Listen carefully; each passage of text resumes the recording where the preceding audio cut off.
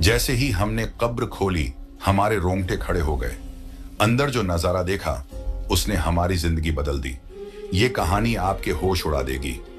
जैसे ही कब्र खोली और हमने ईंटें हटाईं, दहशत से चीखें निकल गईं। अंदर मुंशी करमदीन, हमारे इलाके के एक उम्र दराज बुजुर्ग थे। वह लिखना पढ़ना नहीं जानते थे और कुछ दिन पहले उनका इंतकाल हो गया था। मैं उनके जनाजे और दफन दोनों में शरीक था। जनाजे के बाद जब हम सब घर लौटे, मुझे अपने कुछ जरूरी कागजात याद आए जो मिल नहीं रहे थे। अचानक ख्याल आया कि वे कागजात शायद मेरी अगली जेब में थे और दफनाते वक्त कब्र में गिर गए होंगे। मैंने मौलाना साहब से इजाजत लेकर कब्र खोदी, लेकिन वहां का नजारा हैरान कर देने वाला था। कब्र गुलाब के फूलों से भरी हुई थी। कागजात तो नहीं मिले, पर मैं सीधे मुंशी साहब के घर पहुंचा। मुंशी साहब की बेटी से सारा माजरा बताया और पूछा कि उनके वालिद ऐसा कौन सा खास अमल करते थे। उसने बताया कि उनका दिल बेहद साफ था। वह हर जरूरतमंद की मदद करते थे और दूसरों के लिए दुआएं किया करते थे। मैं सरकारी क्लर्क हूं, मेरा नाम अकरम है। उसी दिन की एक और घटना ने मेरी जिंदगी में टहलका मचा दिया। सुबह जब मैं तैयार होकर बाहर निकला, मेरे कलीग यूसुफ का फोन आने लगा। उसने 2 दिन पहले मुझे दिए कागजात के बारे में पूछा। मैंने उसे इत्मीनान दिलाया कि कागजात घर पर हैं। फोन रखने के बाद मैं जेब टटोलने लगा। तभी याद आया कि उस दिन तो मैंने ये कपड़े पहने ही नहीं थे। घबरा गया और सोचने लगा कि उस दिन कौन सा सूट पहना था। जैसे ही याद आया, मैं भागकर घर लौटा। मेरी माँ और बीवी मुझे इस हालत में देखकर परेशान हो गई। मैंने उनके सवालों को नजरअंदाज करते हुए अपने कमरे में जाकर वह काला सूट ढूंढने लगा जो उस दिन पहना था। सब अलमारियां उलट पलट डाली, लेकिन सूट नहीं मिला। मेरी बीवी भी परेशान होकर पूछने लगी कि मैं क्या ढूंढ रहा हूं। मैंने उसे बताया कि सूट में यूसुफ के बहुत अहम कागजात हैं। उसने थोड़ी देर बाद याद करते हुए बताया, वो सूट मैंने धो दिया था। ये सुनते ही मैं छत की तरफ भागा। वहां बाल्टी में गीले कपड़ों के नीचे से सूट निकला। मैंने जल्दी से उसकी जेबें चेक की, लेकिन कागजात नहीं मिले। अब मैं सोचने लगा कि कागजात मिलने के बाद मैं कहां गया था। यह शुक्रवार 19 सितंबर की बात है। मुंशी साहब का इंतकाल हुआ था। उनके जाने का मुझे बेहद दुख था, क्योंकि मेरे वालिद के इंतकाल के बाद वही थे जिन्होंने हमेशा मेरा ख्याल रखा। जब कोई रिश्तेदार पास नहीं आता था, मुंशी साहब हर महीने हमारे घर राशन भिजवाते थे। वह खुद कभी इसके बारे में बात नहीं करते थे, पर मैं जानता था कि यह उनका ही काम था। तब मैं यूनिवर्सिटी के आखिरी साल में था। जल्द ही मैं अपने पैरों पर खड़ा होने वाला था। मेरे वालिद की जगह मेरी क्लर्क की नौकरी लग चुकी थी, लेकिन मैं अपनी डिग्री पूरी करना चाहता था। अब्बा की पेंशन से घर का खर्च चलाना मुश्किल था। ऐसे में मेरी पढ़ाई के खर्चे भी एक्स्ट्रा थे। न जाने अब्बा वह सारे खर्चे कैसे पूरे करते थे। अब्बा की वफात के बाद मुझे पता चला कि उनकी तनख्वाह से हमारा गुजारा नहीं होता था। वह तो 24 घंटे में से 12 घंटे काम करते थे, तब जाकर कहीं मुश्किल से गुजारा होता था। मुश्किलों ने मुझे समझ नहीं आने दिया कि क्या करूं। तब मैं मुंशी साहब के पास गया और उनसे काम मांगने लगा, ताकि दिन में यूनिवर्सिटी जाऊं और रात को उनके पास काम कर सकूं। मुंशी साहब ने मुझे समझाया कि मेरी नौकरी तो वालिद की जगह लग सकती है और पैसे की टेंशन लेने की जरूरत नहीं है। वो मुझे उधार पैसे देने को तैयार थे, ताकि मैं सुकून से पढ़ाई कर सकूं। उन्होंने मेरे पढ़ाई के खर्चे उठाए और महीने का राशन भी भिजवाया। मैं उनके एहसानों तले दबता जा रहा था। जैसे ही मेरी पढ़ाई पूरी हुई, मैंने फैसला किया कि सबसे पहले मैं उनका सारा कर्ज चुका दूंगा। मुझे 2 साल लगे वो पैसे लौटाने में।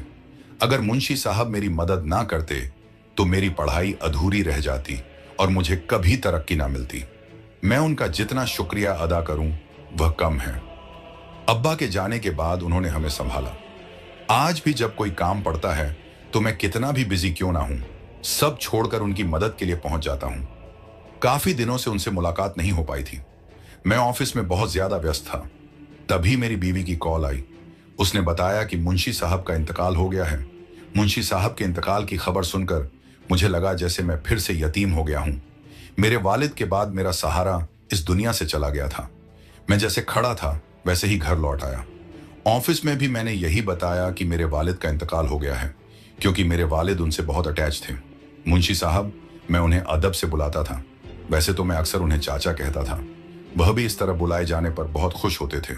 मेरे सिर पर हाथ रखते, मेरे माथे को चूमते और ढेरों दुआएं देकर रुखसत होते। आज जब वह इस दुनिया से चले गए तो मुझे लगा जैसे मैं पूरी दुनिया में अकेला रह गया हूं। मुंशी साहब हमारे इलाके के सबसे बुजुर्ग शख्स थे। वह लिखना पढ़ना नहीं जानते थे, लेकिन अपने काम में माहिर थे।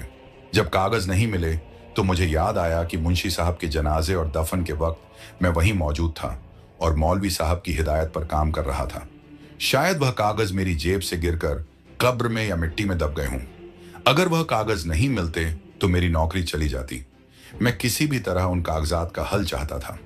मैंने मौलवी साहब से मशवरा किया तो उन्होंने कहा कि इस दौरान उनकी कब्र खोदना सही बात नहीं है, लेकिन जैसा तुम कह रहे हो कि कागजात की गुमशुदगी से तुम्हारी नौकरी जा सकती है, तो मैं तुम्हें इजाजत देता हूं कि तुम वह कब्र खोद कर कागज निकाल लो। उनकी यह बात सुनकर मुझे राहत मिली। यूसुफ साहब सुबह से मुझे बार बार कॉल करके तंग कर रहे थे और पूछ रहे थे कि आखिर वह कागजात कहाँ हैं। मैंने अब उन्हें बता दिया कि मैं कागज तलाश कर रहा हूं। आप फिक्र मत करें, बस दुआ करें कि वह कागज मिल जाए, क्योंकि ऐसे मामलों में पुलिस को भी शामिल किया जाता है। हमें पुलिस को भी इत्तला देनी पड़ी। शुक्र है कि मेरा एक दोस्त जो पुलिस में इंस्पेक्टर के ओहदे पर काम कर रहा था, मेरी मदद करने को तैयार हो गया। फिर बिना किसी को बताए हम कब्र खोदने का काम शुरू कर दिए। मौलवी साहब ने हमें जो वक्त बताया था, उस वक्त के मुताबिक हम लोग पहले ही कब्रिस्तान पहुंच गए थे और खुदाई करने लगे। मुंशी साहब के घर वालों से भी हमने इजाजत मांगी थी। पहले तो उनकी बीवी राजी नहीं हुई, लेकिन मुझसे हमदर्दी करते हुए उन्होंने इजाजत दे दी कि उनके शौहर की कब्र को खोलकर वह कागजात ढूंढ लिए जाएं। हम सब तैयार थे। वहां तकरीबन 4 लोग मौजूद थे। एक मौलवी साहब, दूसरा गोरख, मैं और चौथा इंस्पेक्टर बशीर। मैंने अपने दिमाग में आने वाले ख्यालों को मुश्किल से रोका था, क्योंकि मेरे जहन में बार बार एक ख्याल आ रहा था कि मुंशी साहब न जाने किस हालत में कब्र में मौजूद होंगे। इंसानी जिस्म तो 17 दिनों के अंदर गल सड़ जाता है। अब तो उन्हें गए हुए तकरीबन 30 दिन हो चुके थे।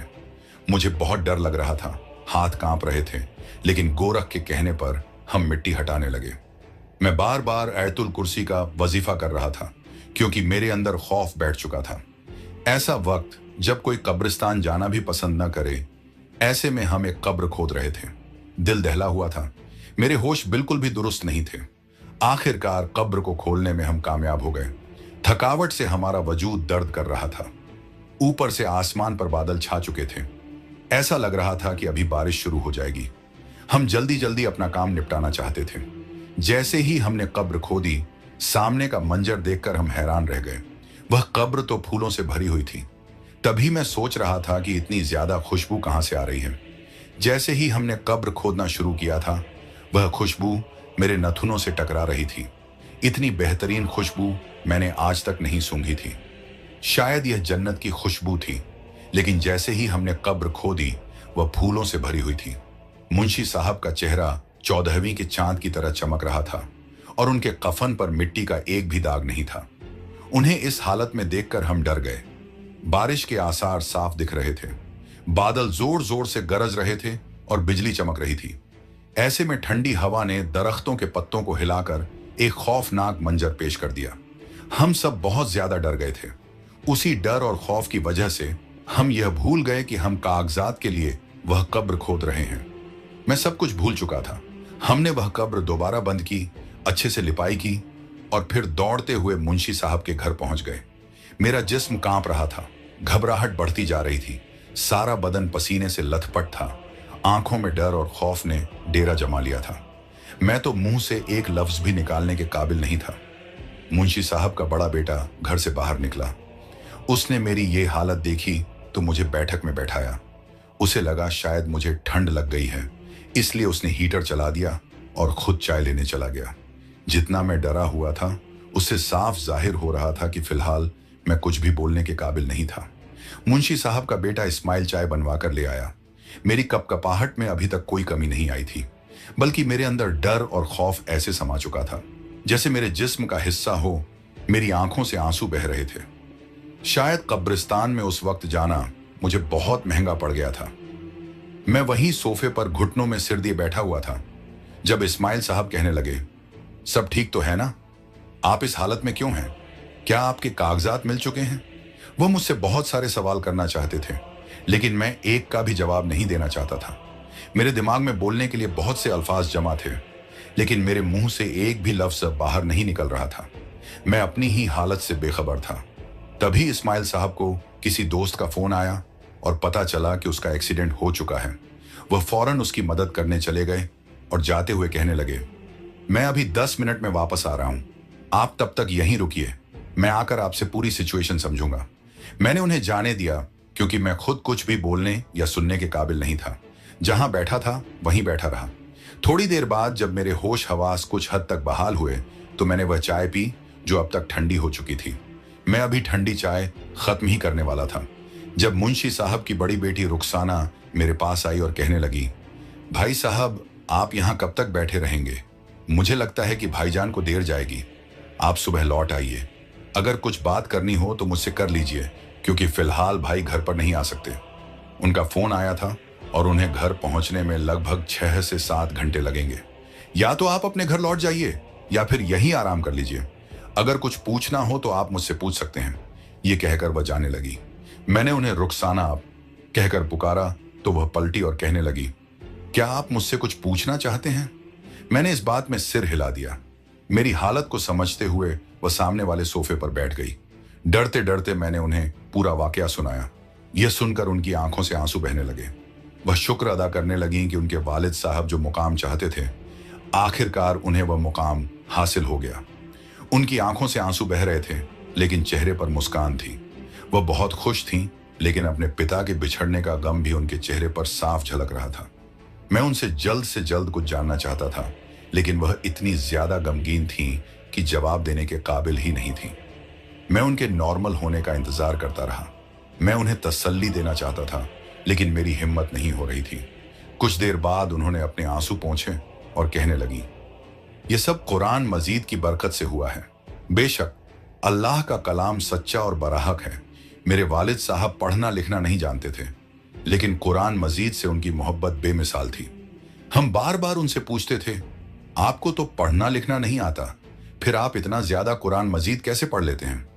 वह रोते हुए कहते थे, बेशक मैं गफलत में कुरान मजीद नहीं पढ़ सका, लेकिन मेरे पास वसाए भी नहीं थे।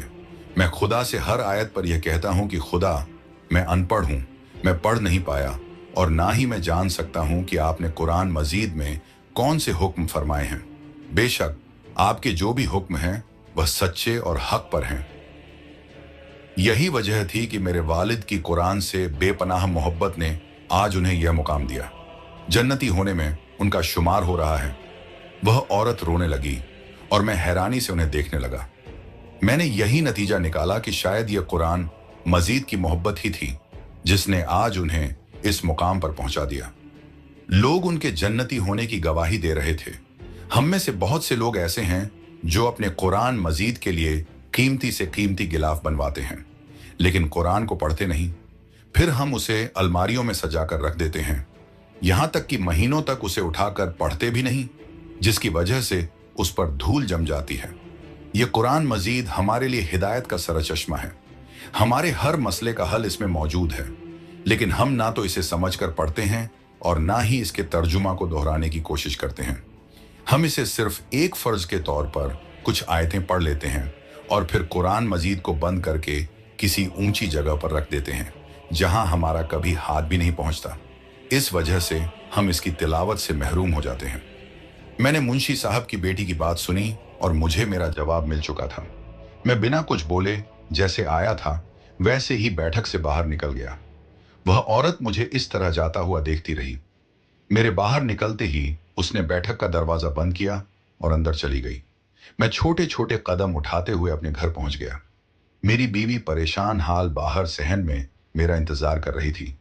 वह ठंड से कांप रही थी, लेकिन उसने मेरा इंतजार करना नहीं छोड़ा। मुझे उस पर बहुत प्यार आया और खुद पर गुस्सा भी। मैं बिना कुछ सोचे, बिना उसे सलाम किए अपने कमरे में गया। फिर पूरे कमरे को घूर कर देखने लगा। कितना अरसा हो गया था, मैंने कुरान मजीद को उठाकर भी नहीं देखा था। मैं मस्जिद में जाता तो अगर वक्त मिलता वहां रखे कुरान मजीद से तिलावत कर लेता। अगर वक्त ना मिलता तो बस नमाज पढ़कर वापस लौट आता। मैंने चारों तरफ नजर दौड़ाई और सारी दराजें छान मारी। मुझे कुरान मजीद कहीं भी नजर नहीं आया। सामने टेबल पर मेरी बीवी का कुरान रखा हुआ था। मेरा दिल शिद्दत गम से फटने लगा।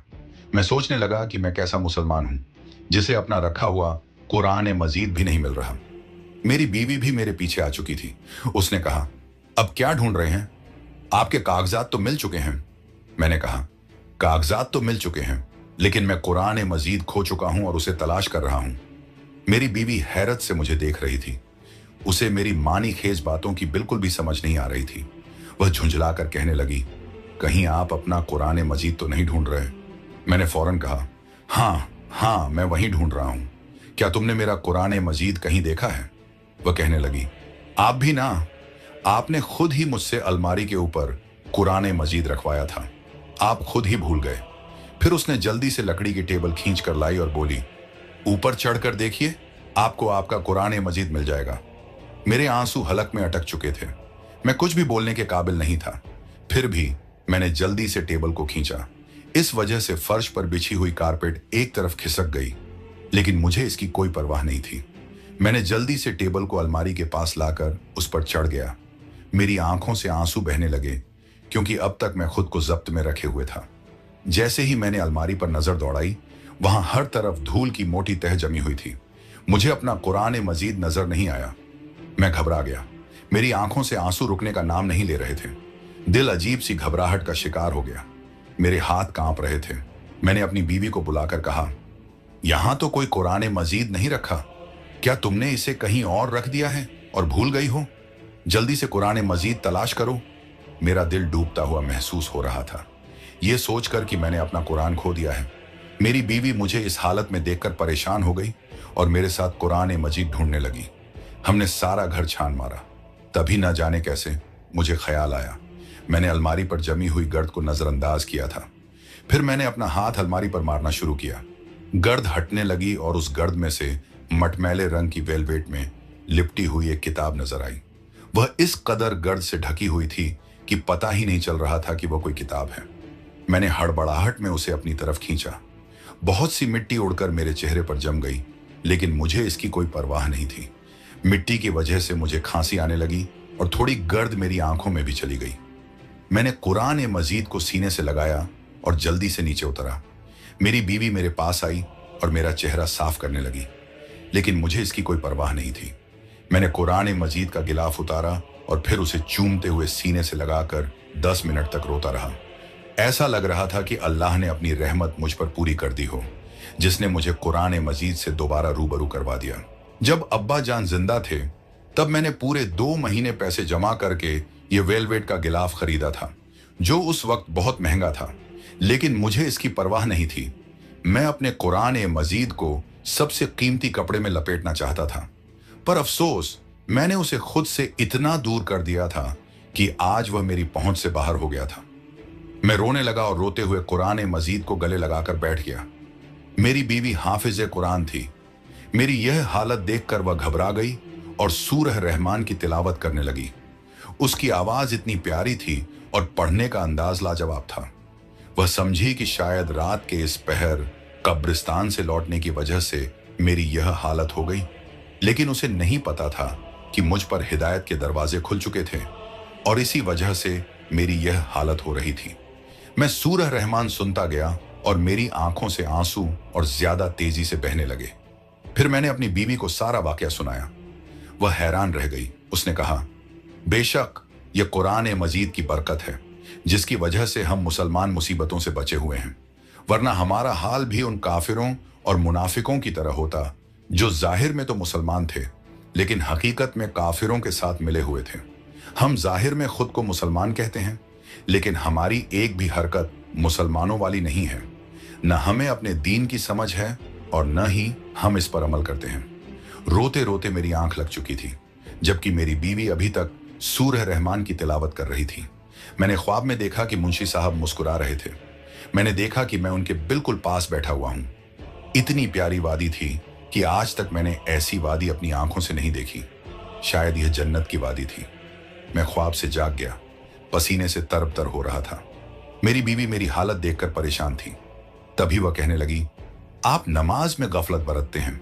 अभी वुजू कीजिए और ईशा की नमाज अदा कर लीजिए, देखना आपको सुकून मिलेगा। उसकी यह बात मेरे दिल को लगी। मैं जल्दी से उठा और सजदे में गिरकर रोने लगा, क्योंकि आज तक मैंने नमाज को एक फर्ज के तौर पर अदा किया था, लेकिन आज मैंने खुदा की मोहब्बत में यह नमाज अदा की, मुझे दिल्ली सुकून हासिल हुआ। मैंने खुदा का शुक्र अदा किया और फिर कुरान मजीद की तिलावत को अपना रोजाना का मामूल बना लिया। प्यारे दोस्तों, उम्मीद करता हूं कि आज का यह खूबसूरत वाकया आपको बेहद पसंद आया होगा। ऐसे ही और वाकयात सुनने के लिए हमारे चैनल को सब्सक्राइब जरूर करें। शुक्रिया।